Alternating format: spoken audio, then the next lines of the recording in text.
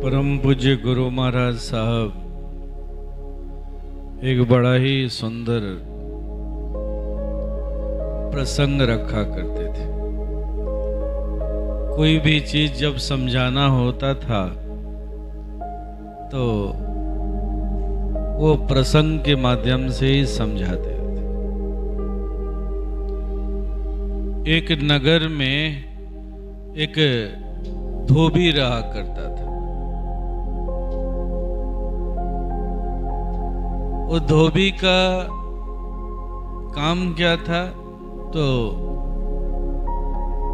शहर के लोगों के मैले कुचैले कपड़ों को इकट्ठा करना,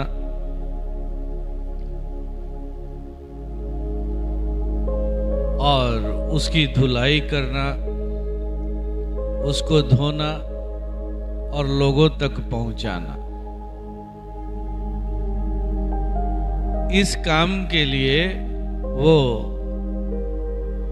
अपने पास कुछ गधों को भी पाल रखा था। जब भी उसे गंदे मैले कुचैले कपड़ों को लेकर के नदी की तरफ जाना होता था तो उन गधों के ऊपर उन कपड़ों को लाद लेता था और लेकर के नदी के तट पर चला जाया करता था। पीछे से उसकी पत्नी और उसके बच्चे भी आते थे जो खाना लेकर के जाते थे, और खाना खिला करके उसकी पत्नी घर लौट आती थी घर के कामकाज को देखने के लिए। लेकिन जो बच्चे थे वो वहीं रह जाते थे। वहीं वो दिन भर खेलते कूदते थे, और संध्या को जब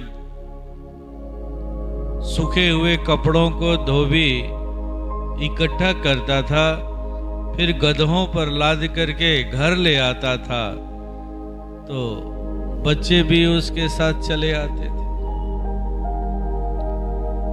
एक दिन ऐसा हुआ कि धोबी उधर घाट पर कपड़े धो रहा था और बच्चे खेलते खेलते थोड़ी सी आगे बढ़ गए। नदी के दूसरे किनारे में एक जंगल था, जंगल की तरफ बढ़ गए तो वहां उन्हें एक शेर का बच्चा मिला। बच्चों ने समझा कि ये कोई जंगली बिल्ली का बच्चा है, और उन बच्चों ने उसे उठा लिया। शायद उसकी मां गलती से छोड़ गई थी या वो अपने मां से बिछुड़ गया था, पता नहीं। बच्चों को जब वो बच्चा मिला तो लेकर के वो उसे घर चले आए। जैसे बच्चे अबोध होते हैं वैसे ही वो शेर का बच्चा भी अबोध था। अब बच्चे कोई चूमता, कोई उसे खिलाता, कोई अपने कंधे पर चढ़ाता, कोई गोद में लेकर के खिलाता। इस तरह से बच्चे उसे दिन भर खेलते रहे। शाम को जब धोबी घर आया तो देखा तो धोबी पहचान गया। धोबी ने कहा कि अरे ये तो एक हिंसक जानवर का बच्चा है, ये तो शेर का बच्चा है, इसे घर में पालना ठीक नहीं है, इसे जल्दी से जंगल की ओर ले जा करके छोड़ दो। लेकिन बच्चे जिद करने लगे, कहने लगे कि बहुत ही प्यारा है, सुंदर है, हम लोगों के साथ घुल मिल गया है, हम इसे रखना चाहते हैं, इसे खिलाना चाहते हैं। तरह तरह से बच्चे जिद करने लगे। अब धोबी बच्चों के जिद के आगे झुक गया। इस तरह से उस शेर के बच्चे का पालन उस घर में ही होने लगा। जब तक वो छोटा था, बच्चे उसके साथ खेलते रहे। जो खाना खाते वही उसे दाल चावल सब्जी खिला दिया करते। उस शेर के बच्चे को भी अपने स्वाद का पता नहीं था, क्योंकि अबोध था। उसे कौन से भोजन में रुचि है, इसका भी उसे ज्ञान नहीं था। इसलिए बच्चे जो कुछ भी खिला दिया करते थे वो बड़ी आसानी से खा लिया करता था। धीरे धीरे अब वो बच्चा बड़ा होने लगा। जब बड़ा होने लगा को वो बच्चा अब गधों के बच्चों के साथ खेलने लगा, गधों के बच्चों के साथ रहने लगा। धोबी जब कपड़ा लेकर के नदी की तरफ जाता तो दो गधों के साथ उसके बच्चे भी जाते, साथ ही साथ शेर का बच्चा भी जाता। अब गधों के बच्चों के साथ दिन भर जंगल में चरना भी सीख लिया। अब वो घास चरने लगा। गधों के बच्चों के साथ साथ वो भी घास चरना सीख लिया। कुछ दिन इस तरह से समय बीता। फिर कुछ दिन के बाद वो अब जवान हो गया, हिष्ट पुष्ट हो गया। जब हिष्ट पुष्ट हो गया तो धोबी ने सोचा कि क्यों नहीं अब इससे कुछ काम लिया जाए। धोबी के मन में ये विचार उठा कि क्यों नहीं इसके ऊपर भी अन्य गधों की तरह कपड़ा लादा जाए। अब धोबी उसको भी गधों की तरह इस्तेमाल करने लगा। अब गंदे मैले कुचैले कपड़े नगर से जो भी मिलते उसे लेकर के वो गधों के साथ साथ उस शेर के ऊपर भी लाद दिया करता और बड़ी आराम के साथ गधों के साथ वो नदी चला जाता। धोबी वहां कपड़ा उतार लेता और गधों को छोड़ देता। गधे अगल बगल घास चरने के लिए निकल जाया करते। शेर जो था वो भी उन्हीं के साथ, चूंकि बचपन से उसे भी घास चरने की आदत हो गई थी, वो सीख लिया था उन गधों के साथ रहते रहते, तो वो भी उन गधों के साथ निकल जाता चरने के लिए। ठीक एक दिन ऐसा ही हुआ। वो गधों के साथ चरते चरते थोड़ा सा जंगल की ओर बढ़ गया। जैसे ही जंगल की ओर बढ़ा, वहां एक जंगली शेर दिखाई पड़ा। जैसे ही जंगली शेर वहां आया तो जंगली शेर देखता है कि उसे देख करके गधे डर नहीं रहे हैं, कहीं भाग नहीं रहे हैं। अब जंगली शेर इस बात को देख करके परेशान है। वो सोच रहा है कि मैं जंगल का राजा हूं, सारी दुनिया मुझसे डरती है, मुझे देखते ही लोगों के अंदर में खलबली मच जाती है, लेकिन ये शेर मुझे देख करके ये गधे मुझे देख करके डर नहीं रहे। इधर गधे सोच रहे हैं कि ये हमारे साथ जो धोबी का शेर रहता है, देखने में ये भी वैसा ही लग रहा है, वे भी लगता है उसी के किसी प्रजाति का है, क्या डरना उससे। तो दोनों अपने अपने हिसाब से सोच रहे हैं। अब इधर जंगल का जो शेर था वो गधों को देख करके परेशान था। तभी उसकी दृष्टि उन गधों के बीच में धोबी के शेर के ऊपर पड़ गई। जब जंगल के शेर ने धोबी के शेर को देखा तो और चौंक पड़ा। अरे ये तो गधों के साथ घास चर रहा है। धीरे धीरे वो उनके करीब गया और पूछा, भाई देखने से तो लगता है कि तुम मेरे प्रजाति के हो, मेरे समाज के हो, लेकिन तुम इन गधों के साथ क्या कर रहे हो? तुम्हारा परिचय क्या है? तो धोबी के शेर ने अपना परिचय देते हुए कहा कि ऐसा है कि मैं धोबी का गधा हूं और मेरी ड्यूटी यही है कि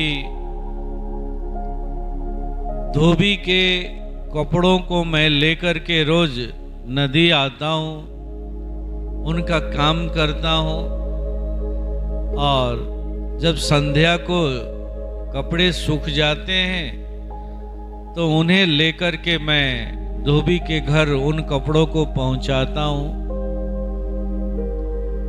इसके एवज में जो धोबी है वो मुझे खाना देता है। तो जंगल के शेर ने कहा कि अरे भाई, तुम धोबी के गधा नहीं हो, तुम एक राजा हो, राजा हो। चलो मेरे साथ जंगल की तरफ चलो। तुम्हारा बसेरा जो है वो धोबी का घर नहीं है। तुम यहां एक गुलामों की तरह क्या जी रहे हो?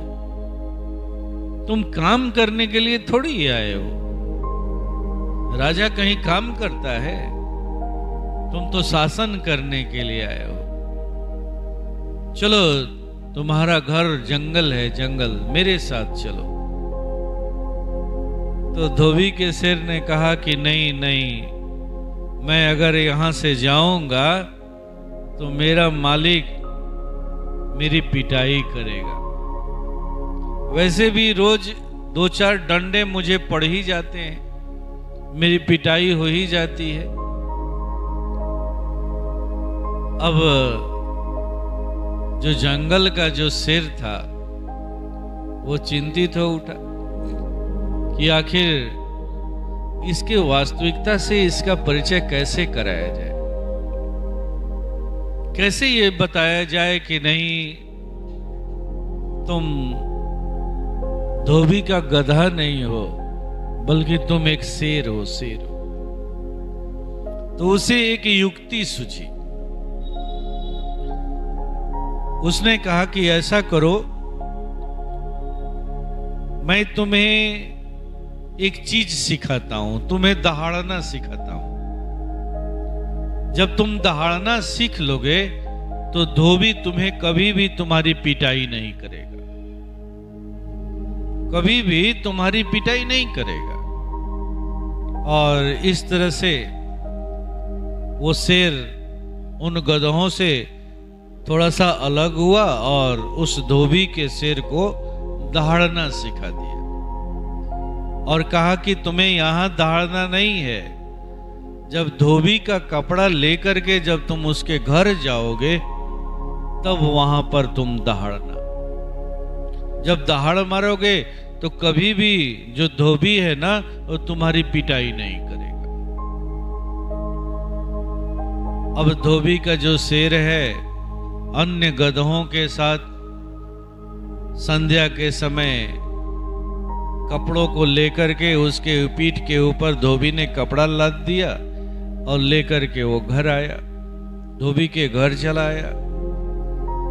जैसे ही धोबी के घर आया वो दहाड़े मारना शुरू किया। जंगल के शेर ने जो उसे दहाड़ना सिखाया था वैसे ही दहाड़ मारना शुरू किया। जैसे ही दहाड़ मारना शुरू किया, धोबी के घर के जितने भी लोग थे सभी के सभी जहां तहां भागने लगे। अब जो धोबी के साथ जो रोज गधे चरा करते थे उस दहाड़ को सुनकर के वो गधे भी भागने लगे।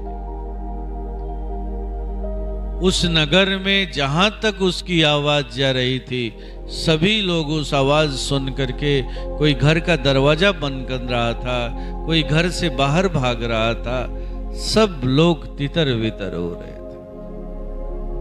जब धोबी के शेर ने इस दृश्य को देखा तो उसका और मनोबल बढ़ गया, और मनोबल बढ़ गया, और जोर जोर से दहाड़े मारने लगा।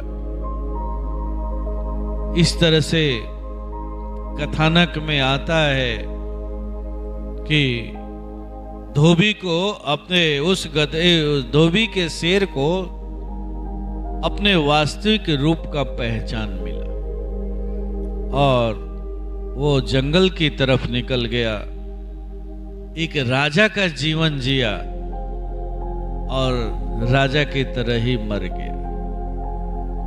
परम पूज्य बचपन में ये अक्सर कथा को सुनाया करते थे। सुनाने के पीछे आशय क्या था? आशय यही था, ठीक हूबहू हम मानवों की भी स्थिति यही है, हम मानवों की भी यही स्थिति है।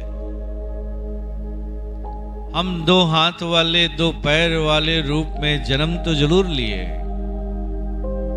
लेकिन सच्चाई यही है कि एक मानव जीवन को पाकर के भी हम अपने मूल्य को खो बैठे। हमारी मानवता सुरक्षित नहीं है, हमारी मानवता सुरक्षित नहीं है। और इसका सबसे बड़ा कारण क्या है? तो इसका सबसे बड़ा कारण है कुसंगति। जैसे उस गधे की संगति में आकर के एक शेर जो राजा था, जिसके अंदर में एक राजा का खून था, जिसके अंदर में एक राजा का गुण था, उन सारे गुणों को लेकर के वो पैदा हुआ था, लेकिन उस संगति में आकर के उसने अपने गुण को खो दिया था। ठीक हो वह यही स्थिति हमारी भी है, हमारी भी है।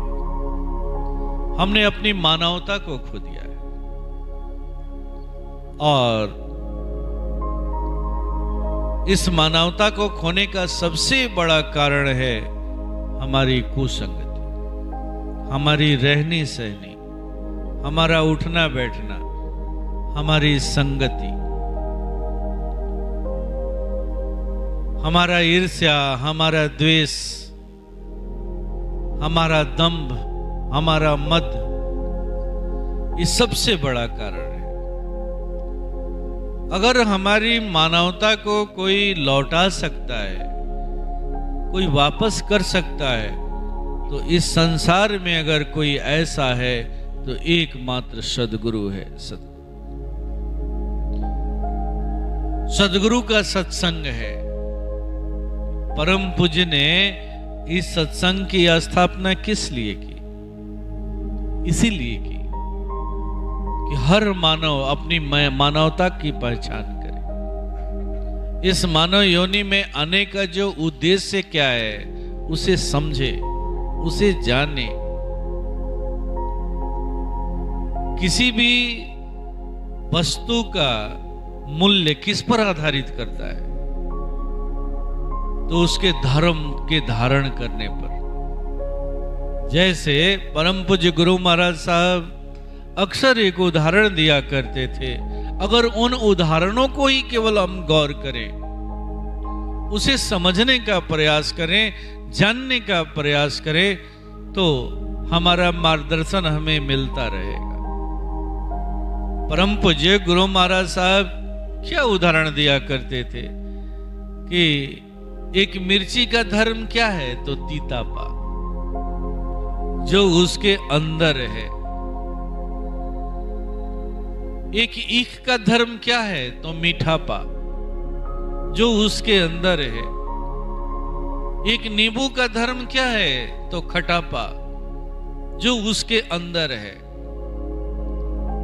आप इसे कितना भी रगड़ दो, कितना भी तोड़ दो, कितना भी तहस नहस कर दो, क्या ये कभी अपने धर्म का परित्याग करते हैं?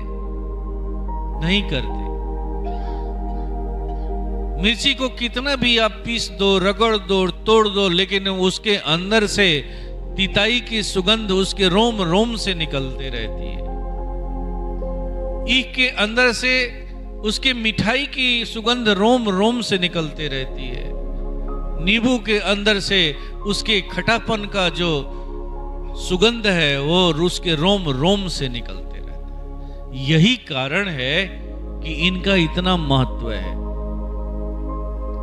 इनका जो महत्व है समाज में, इनकी जो खोज है, किस वजह से है? तो इनके अपने धर्म को धारण करने की वजह से। कितने अच्छे तरीके से इन्होंने अपने धर्म को धारण किया है। ठीक वही हूबहू ऐसे ही एक मानव का भी धर्म है अपने निज सत्य को जानना। जो सत्य जुगों जुगों से, जन्मों जन्मों से उसके अंदर में है। जब भी वो इस मानव योनि में आता है तो उस सत्य के साथ आता है। जिस सत्य के बल पर उसकी आंखें देखती हैं, कान सुनता है, मुख बोलता है, हृदय धड़कता है, लेकिन जिस दिन ये सत्य बाहर निकल जाता है, ये आंखें रहती हैं देख नहीं पाती हैं, ये कान रहता है सुन नहीं पाता है, ये मुख रहता है बोल नहीं पाता है, ये हृदय धड़कना बंद कर देता है। तो इतना बड़ा सत्य जिसे हम रोज अनुभव करते हैं, जिसे हम रोज देखते हैं, उसके जलवा को देखते हैं। कल हमारे पिताजी के अंदर से ये सत्य बाहर निकला तो हमारे पिताजी को लोगों ने घर से बाहर निकाल दिया। हमारी माँ के अंदर से जिस दिन ये सत्य निकला, उसी दिन हमारी माँ को हमारे घर से बाहर निकाल दिया गया। ले जा करके तुरंत उसे दफन कर दिया गया, जला दिया गया, नष्ट कर दिया गया। तो ये इतने सारे उदाहरण हमारे सामने मौजूद है। रात दिन हम इस सत्य के जलवे को देख रहे हैं, इसके महत्व को देख रहे हैं, लेकिन विडंबना इस बात की है कि हम अपने इस सत्य को भूले हुए, इस सत्य में ही प्रतिष्ठित हैं, इस सत्य के प्रकाश में ही जी रहे हैं, लेकिन अपने इस सत्य को भूले हुए। यही तो है एक शेर की तरह जन्म लेने वाला गधे की तरह जीवन जी रहा है, गधे की तरह जीवन। तो परम पूज्य ने इस बात को बड़े ही स्पष्ट तरीके से बताया है कि एक मानव का धर्म क्या है, तो अपने निज सत्य को जानना। जब तक वो अपने धर्म को जानेगा नहीं, जब तक अपने धर्म को वो पहचानेगा नहीं, तब तक उसकी मनुष्यता कभी भी लौटने वाली नहीं है, कभी भी उसकी मनुष्यता सुरक्षित रहने वाली नहीं। मनुष्य योनि में वो जन्म लेगा, लेकिन फिर भी वो मनुष्यता से बहुत दूर होगा, बहुत दूर होगा, बहुत दूर। ये मानव जीवन उसका कभी भी सार्थक नहीं हो पाएगा, चाहे कितने भी वो जन्म लेता रहे, आता रहे, जाता रहे, आता रहे, जाता रहे, कभी भी उसका मानव जीवन सार्थक नहीं हो पाएगा। तो परम पूज्य ने जो साधना दी हम लोगों को, जो क्रिया दी, जिस कार्य के लिए मिशन की स्थापना की, वो इसी कार्य के लिए की। कैसे एक मानव अपनी मनुष्यता को सुरक्षित रखेगा, कैसे सुरक्षित रखेगा? ये कोई जरूरी नहीं है कि हम लोग बहुत बड़ी जमात में दिखाई दें। जंगल में जो शेर होता है ना, वो अकेला होता है, वो बहुत ज्यादा जमात में नहीं रहता है। कबीर साहब ने कहा है ना कि सिंघन के नहीं ले अड़े, हंसन के नहीं पाक। कि सिंह जो होता है वो लेहड़ों में नहीं होता है, और हंस की बहुत लंबी पात नहीं होती है, बहुत लंबी कतार नहीं होती है। लालन की नहीं बोरियां, साधु चले न जमात। जो लाल होता है वो बोरियों में नहीं पाया जाता, कहीं कहीं एक दो पीस पाया जाता है, किसी शहर में, किसी नगर में, किसी प्रदेश में एक दो जगह पाया जाता है। और जो साधु होता है उसकी भी कोई जमात नहीं होती। लालन की न बोरियां, साधु चले न जमात। वो जमात में नहीं चलता, कहीं एक दो पीस होता है। और वही सत्य में मानव है। मानव वही एकमात्र अगर है तो मानव है, जिसने अपनी मानवता को सुरक्षित किया है, अपनी मानवता की रक्षा की है, अपने मानवता खोई हुई मानवता को प्राप्त किया है। तो याद रखिएगा, इस बात को हमेशा याद रखिएगा कि ये सत्संग आपके मानवता को सुरक्षित करने की भूमि है। ये सत्संग में वही लोग आते हैं जिन्हें अपने मानवता की जरूरत है, जिन्हें अपने मानवता की पहचान करनी है। और इसी का रास्ता हमारे परम आराध्य परम पूज्य गुरुदेव ने दी है। अपने धर्म को धारण करो,